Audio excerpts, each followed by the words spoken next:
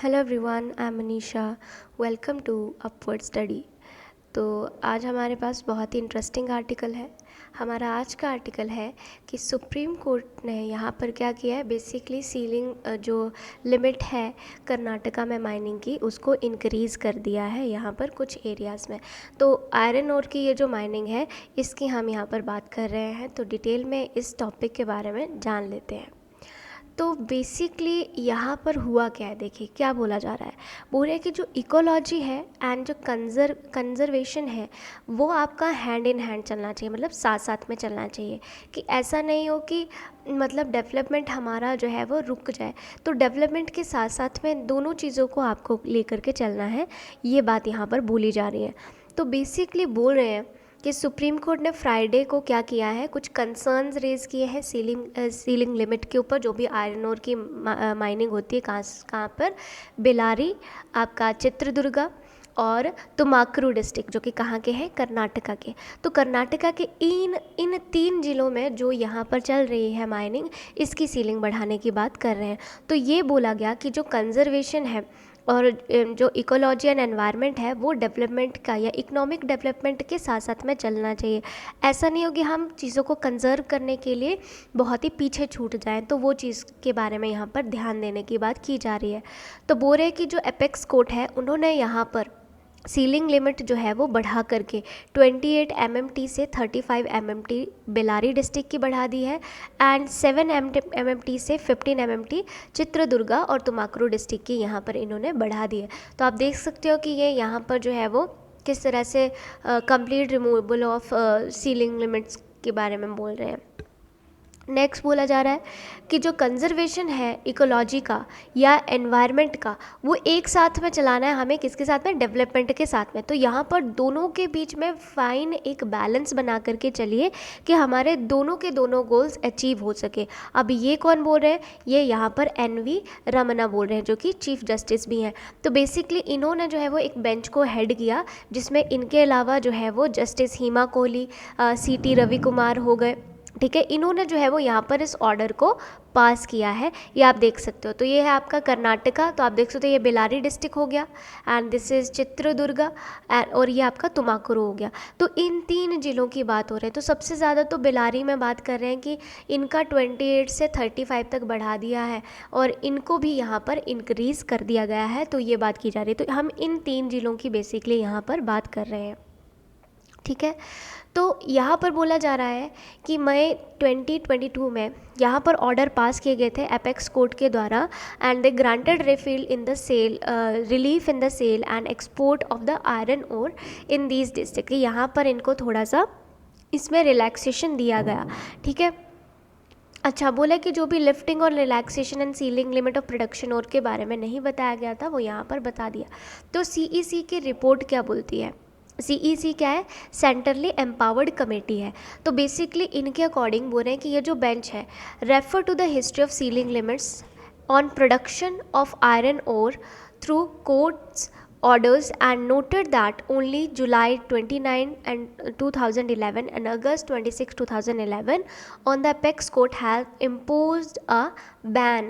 जो इन्होंने जो है वो 2011 में इसके ऊपर बैन कर दिया गया था डिस्ट्रिक्ट में कि इसके जो है वो एक्सपोर्ट या उसके ऊपर जो है वो इसको एपेक्स कोर्ट ने बैन बनाया था, इस लगा दिया गया था। ठीक है, CE की रिपोर्ट के अनुसार। अब बोला कि 2017 में फर्दर क्या डेवलपमेंट हुई कि कोर्ट ने यहाँ पर परमिशन दे दिया कि आप सीलिंग लिमिट को इंक्रीज़ कर दीजिए। तो 25 से 28 MMT कर दिया गया था बेलारी में, 5 से 7 तक बढ़ा दिया गया था चित्रदुर्गा और तुमाकुरु डिस्ट्रिक्ट में। पर अब जो है वो फर्दर यहाँ पर डेवलपमेंट हुई और इसको और भी ज़्यादा इंक्रीज़ कर दिया गया।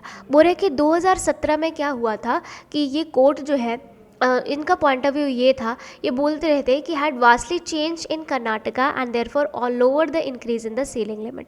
उसके बाद में सीलिंग लिमिट को लो कर दिया गया था। तो ये ऐसी चीज़ों को जो है वो यहाँ पर बताया जा रहा था, मतलब एपेक्स कोर्ट ने ये चीज़ बोले सिचुएशन अभी भी सेम है। तो बेंच ने यहाँ पर क्या बोला है कि no once case that the situation subsisting in Karnataka currently in the same had existed when the matter was first taken up or when the court had posed या pass the order in 2017 relaxing the ceiling limit of some extent की कुछ extent पर इसको relax कर दिया गया था, जैसे 2017 में, वैसे ही यहाँ पर भी बात की जा रही है। तो बोल रहे हैं कि यहाँ से क्लियर होता है कि जो कर्नाटका में ऐसा पहले भी CEC ने जो है वो किया हुआ है, मतलब ऐसे चेंजेस जो है वो ला चुके हैं पहले भी। 2017 में भी यहाँ पर रिकमेंड किया गया था कि यहाँ पर कम्युलेटिव इंक्रीज़ करना पड़ेगा हमें सीलिंग लिमिट, जो कि आपके 5 MMT तक थी चित्रदुर्गा एंड या तुमाक्रू डिस्ट्रिक्ट में। तो अभी उसको भी बढ़ा करके जो है वो 7 MMT जो है वो कर दिया गया था। तो अभी और फर्दर इसमें इंक्रीज़ की बात जो है वो की जा रही है। तो बोल रहे कि बेंच ने 2017 में ये बोला था कि कर्नाटका में जो है submitted report if it that the ceiling limit जो है वो 40 MMT तक इंक्रीज़ कर दो, या उसको जो है वो आप कितना कर दो 50 MMT तक कर दो। तो स्टेट ने अभी यहाँ पर क्या बोला है कि complete removal of the ceiling limit तो नहीं, मतलब ये तो नहीं है, पर फिर भी यहाँ पर बोला है it now in the favour of कि पूरा ही पूरा लिमिट ही हटा देनी है, तो वो चीज़ यहाँ पर बोल रहे हैं। तो टॉप कोर्ट ने ये बोला है, ठीक है, कि CEC the state and ministry steel Karnataka iron and steel manufacture association, या फिर जो भी माइनिंग या लीज होल्डर्स हैं, ठीक है, एग्रीमेंट में, that the change situation on ground warrants a complete removal of ceiling, कि वो कंप्लीट जाते हैं कि जो भी इनके द्वारा इम्पोज की गई हैं उनको कम्प्लीटली आप रिमूव ही कर दो।